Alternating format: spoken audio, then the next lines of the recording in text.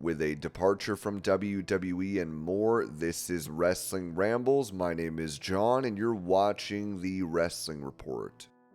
Before we move on, make sure you subscribe to Wrestling Rambles with notifications on, and don't forget to like the video.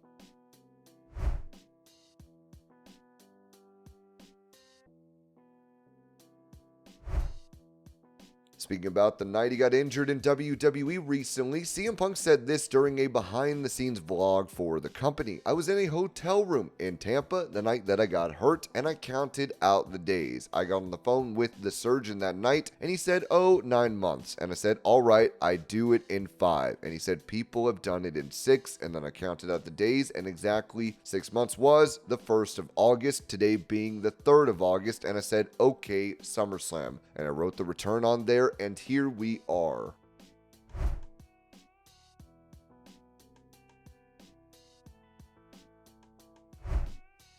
Giving her perspective on the controversy surrounding Britt Baker and MJF, Deonna Purrazzo said this to Stephanie Chase. I think this was just one instance that sparked a lot of drama and kind of took on a life of its own. The rumor mill starts going and things aren't as they were. People add their 2 cents and it makes it way bigger than it was. I think this was an isolated incident because everything else that I've experienced in this locker room is supportive, encouraging, and full of camaraderie. We just recently celebrated people's birthdays, had birthday cake, and sang. I feel this locker room doesn't get as much credit as it deserves for that type of camaraderie. I don't know what it was like before. I can only speak to my experiences, but I feel like it doesn't get enough credit as it deserves.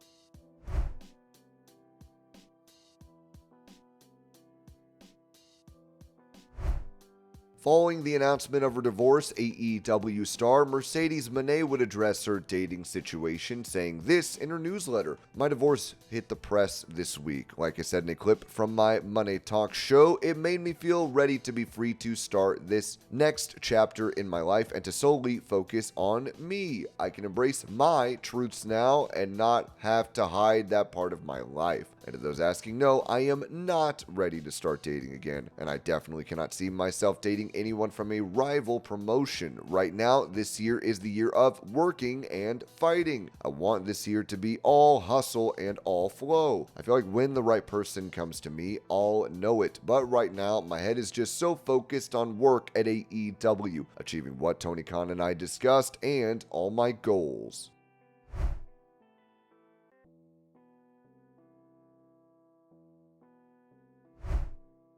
At the St. Louis Cardinals game, Randy Orton would throw the opening pitch in his hometown.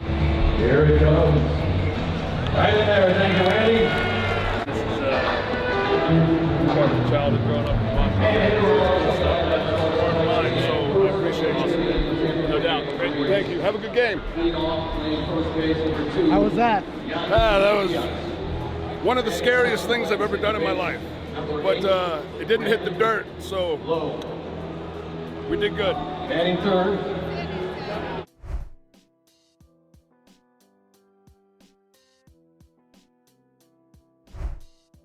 For a recap on the TKO Group Holdings second quarter earnings call, Ringside News wrote that Seth Zaslow from WWE opened the call with a warm greeting to all participants. Ari Emanuel delivered his prepared statement highlighting TKO's successful quarter fueled by high demand for immersive sporting events. He proudly announced record revenues and an upgraded financial outlook for the year. This quarter saw exceptional performances from both UFC and WWE live events. WrestleMania 40 set new records, and the momentum continued with a successful international pay-per-view event. Significant strides were made in merging the live events departments of UFC and WWE, optimizing operations and enhancing event coordination. Both brands have experienced a surge in site origination fees, bolstered by new agreements in Indiana and Minnesota to host WWE pay-per-views, alongside an innovative partnership with Call of Duty for both brands. Emmanuel underscored the strength and appeal of the brands, notably mentioning the lucrative Netflix deal with WWE. Andrew Schlemer discussed the ongoing integration of WWE and UFC operations, anticipating further financial benefits and reporting substantial cost saving already achieved. The call also covered the dismissal of the UFC fighter lawsuit and the departure of their auditor due to a technical issue, with a new auditor to be announced post-market close. Highlights included increased ticket yields at WWE events, a 6% rise in sponsorship revenue, and the signing of numerous new sponsors. Looking ahead to the third quarter, despite fewer UFC events due to scheduling, WWE is expected to see robust growth thanks in part to the ongoing cost-saving initiatives. The Q&A session began with Brandon from Lightshed inquiring about the optimization of WWE live events. The response highlighted ongoing revenue synergies, significant growth in site origination revenue, and the strategic impact of the Netflix deal, which is poised to attract new audiences and bolster both sponsorship opportunities and site fees. Ben from Morgan Stanley raised a question about the notable reduction in WWE's production costs amidst rising revenues. The executives explained that this quarter, which featured WrestleMania and an additional pay-per-view event compared to the previous quarter, had seen significant production efficiencies. By streamlining production elements and reducing the size of the show's staging, thereby increasing seating capacity, they managed to lower costs without compromising the event's quality. The team also highlighted the successful implementation of combination weekends, where WWE and UFC events are held consecutively, fostering better collaboration between the production teams of both brands. This synergy has been key to optimizing production across the board. Furthermore, there was a discussion on the financial strategies regarding WWE, acknowledging that WWE has been under-monetized relative to UFC. The executives expressed their commitment to narrowing this revenue gap by enhancing monetization strategies and exploring new revenue streams. When asked about managing site fees long-term, Ari Emanuel emphasized the importance of enhancing the festival-like atmosphere of their events. The goal is to appeal not only to hardcore sports fans, but also to transform these events into cultural highlights for host cities. By extending the duration of events in a city, they aim to maximize financial benefits from tourism boards and other local entities. A significant strategy discussed was the competitive approach of pitting potential host cities against each other. For instance, the decision to host WrestleMania in Las Vegas came after a close competition with Minneapolis, which was initially the frontrunner. Moreover, there is a strategic push to expand WWE's presence internationally, recognizing it as predominantly a domestic entity thus far. The plan is to elevate WWE's global profile and footprint regarding sponsorships.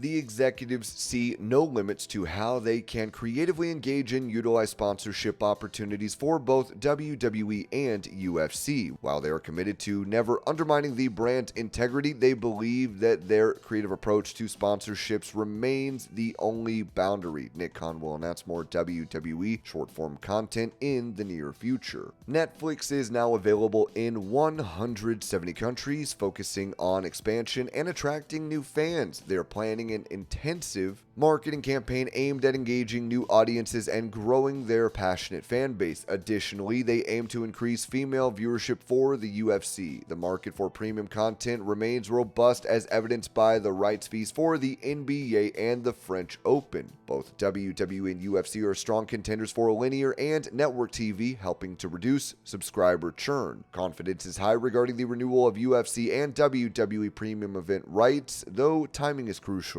The market for sports rights is strong but could fluctuate by next year. Discussions are anticipated in 2025, though no specific timetables have been established. Regarding TKO, there was no mention of including PBR at its inception, as Vince McMahon was firm that it would solely involve UFC and WWE.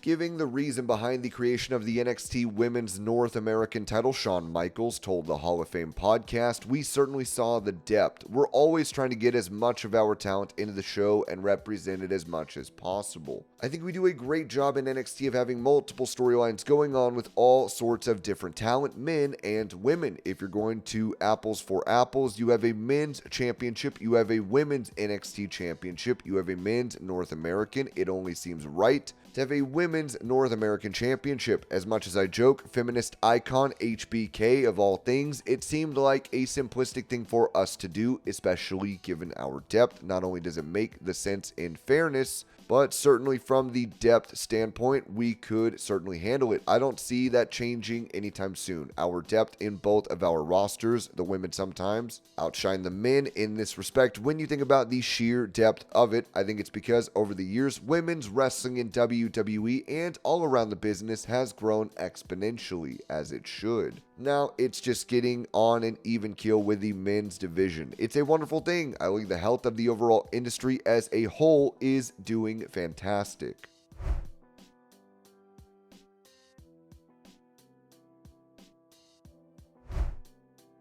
As Bronson Reed would end up assaulting Seth Rollins on Monday Night Raw this week, an explanation was given by Dave Meltzer on Wrestling Observer Radio. Remember on Monday we were talking about Seth and Dakota Kai? It was done for injury reasons. I don't know how serious. I asked if those were storyline covers for injuries, and I was told they both were. Seth is not a bad situation. Seth is cleared, he could wrestle, but he's banged up, so it was a good time for him to take time off and do this. I don't know if he'll be back for the pay-per-view Bash in Berlin against Bronson Reed.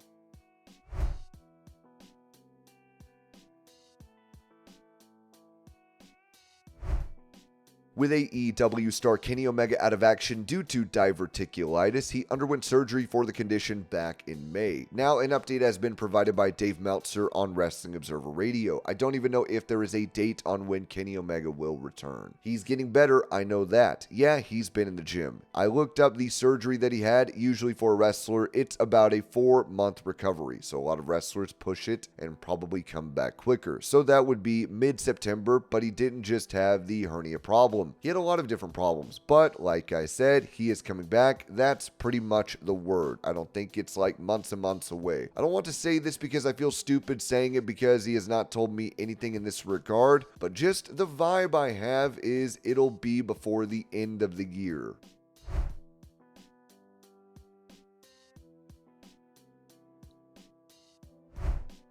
Following Britt Baker's suspension from AEW over confrontations with MJF and Alicia Atout, former WCW star and booker for AAA, Conan, made an interesting revelation in regards to the departure of Cody Rhodes from All Elite Wrestling, as he said this on his Keeping It 100 podcast. One of the reasons that Cody left amongst many were there was problems between Brandi Rhodes and Britt Baker. Tony Khan always takes Baker's side. You'll find out one day.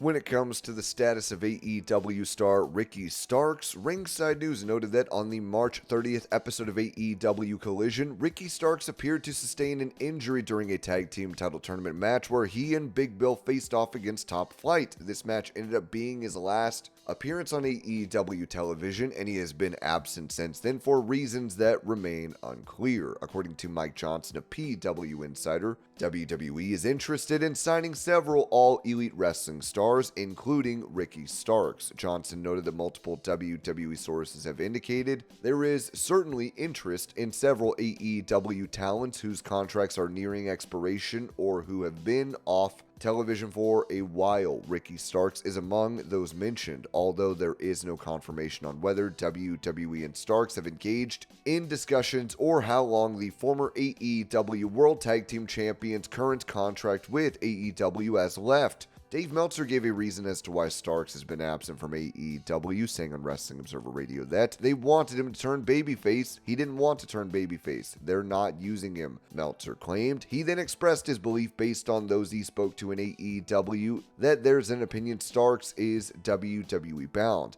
I think that there's a lot of people who think he's headed to WWE because of Cody Rhodes, and so they're not investing in him right now. I think that's basically the mindset. We'll see what happens. Previously, WWE NXT commentator Booker T mentioned this about Starks potentially joining WWE, saying on his Hall of Fame podcast, "I think he fits in perfectly. I mean, I really do. I think he's got that look, he's got that swagger. His name has gotten there before he did." So that right there said a whole lot about Ricky Starks. The guy believes in himself. That's one thing I could say, almost like about Ethan Page. Ricky Starks, this kid, he has something, I don't know what it is. People are always comparing him to The Rock. Me personally, I don't see that. But his promo style, his dress perhaps, maybe look, I don't know. But people do compare him a lot to The Rock.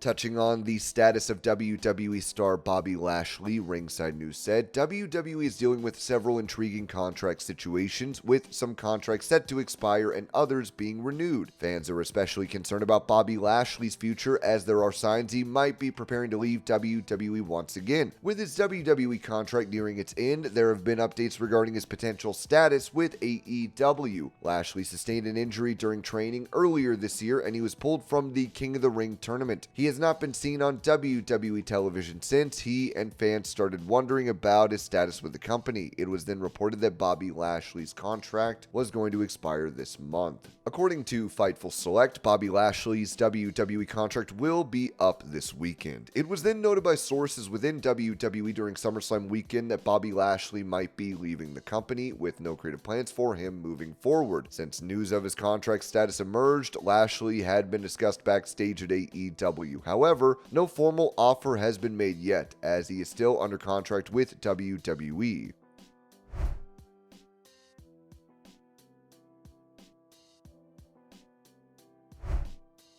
Going over an executive that is no longer with WWE, Ringside News wrote that WWE is an ever-changing company and there are lots of people who eventually leave the promotion, leaving room for others to get hired for roles in the company. With that said, a longtime WWE executive has parted ways with the company. This week saw a notable departure from WWE's executive team, with Kristen Altman being let go. According to a report from PW Insider Elite, Altman, who had been with WWE since 2007, was dismissed earlier this week. Altman started her career with WWE as a receptionist and moved into talent relations in 2008. Over the years, she held various positions with increasing responsibility, ultimately reaching the role of Vice President of Talent Relations Operations. Altman's LinkedIn profile indicates that her most recent title was Vice President, where she was responsible for developing and managing WWE Talent's professional development program. This program included educational resources in areas such as money management, media training, continuing education, and life skills seminars. Develop and manage WWE Talent's professional development program to assist with our talent's personal and professional growth beyond the wrestling ring. Provide educational tools and resources in money management, media training, continuing education, language courses, life skills seminars, rookie success initiatives, and more. Altman's career progression saw her advance from senior manager to director, then senior director, and finally to vice president in June 2021. As previously reported, longtime WWE creative writer John Swakata was promoted to lead writer for WWE SmackDown as well. WWE is also hiring for new vice president, business and legal affairs, talent relations, and talent development position. And this was your pro wrestling news update. I hope you're all having a great day. Thank you so much for watching, and I will see y'all later.